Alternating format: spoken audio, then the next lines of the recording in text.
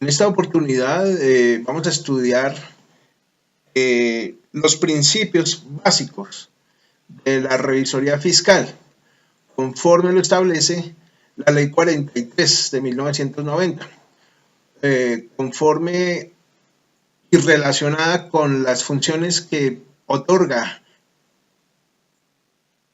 el Código de Comercio. De tal manera que es muy importante, vamos a verlo despacio.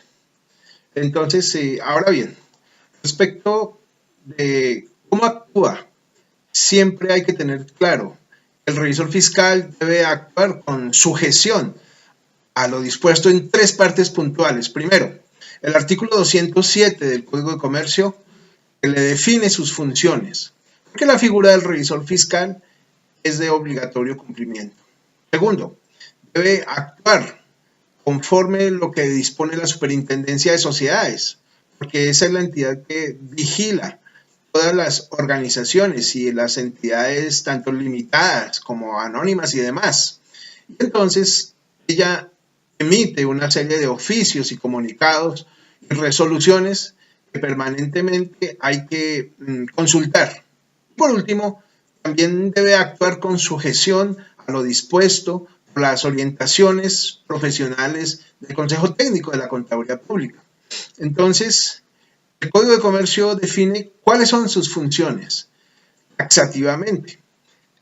La Superintendencia de Sociedades le dice cómo actuar, enviando información, reportando en qué condiciones, en qué formularios, cómo la debe firmar, cómo la debe enviar, cómo la debe revisar, cómo se debe expresar esa información.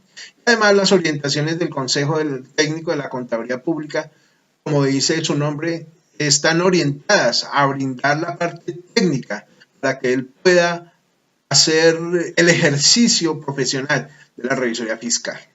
Ahora bien, con base en la circular externa de la Superintendencia de Sociedades, se dice que el revisor fiscal debe ejecutar una auditoría financiera para determinar si los estados financieros están preparados conforme a la norma legal, a los PCAG y a las NIF, que también debe desarrollar una auditoría de cumplimiento. ¿Por qué? Porque ahí debe determinar si la empresa cumple o no con las disposiciones legales, que también debe realizar una auditoría de gestión, porque le corresponde a él, al revisor fiscal, evaluar el grado de eficiencia con que se ejecutan las acciones en la compañía en el logro de sus objetivos. Y finalmente, dispone también la circular externa de la Superintendencia de Sociedades y las orientaciones del Consejo Técnico de la Contaduría Pública, que también le corresponde al revisor fiscal hacer una auditoría de control interno para evaluar no solamente su existencia, sino su operabilidad. Ahora bien, eso es cómo actúa, pero miremos qué garantiza. El que garantiza está dado desde el punto de vista de su actuación, con base en las características fundamentales que plantea el Código de Comercio respecto de la auditoría fiscal.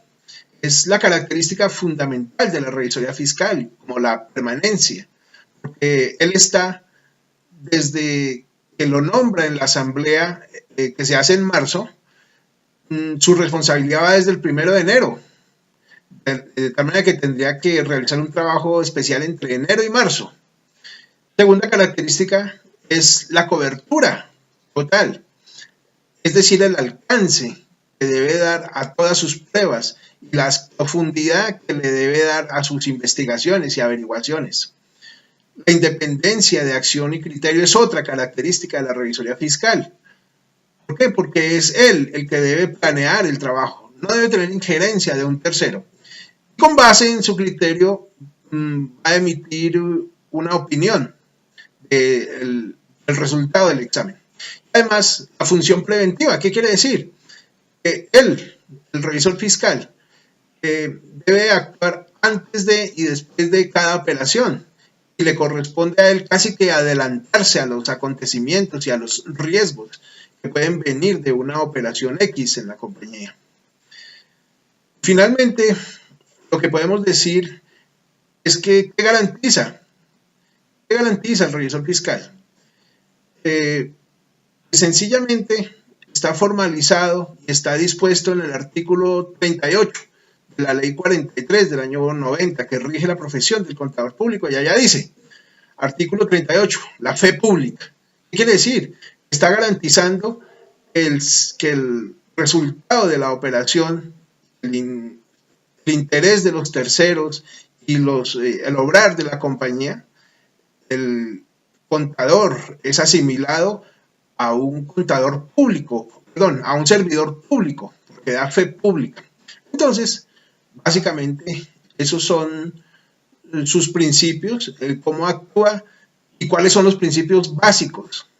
Los principios básicos están planteados no solo en la ley 43, sino en las NIAs, en el reciente decreto 302 del año 2015, que regula el proceder profesional del revisor fiscal y comienza la ejecución de las NIAs con el Código de Ética Profesional que ha emitido la IFAC para todos los contadores del mundo.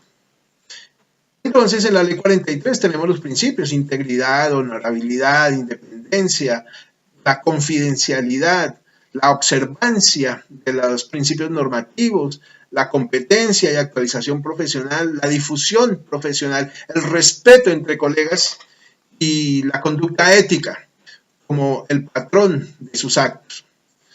Entonces, hasta ahí vamos con el tema de cuál es la actuación y qué garantiza y qué es y cómo realiza el trabajo el revisor fiscal. Muy bien, gracias.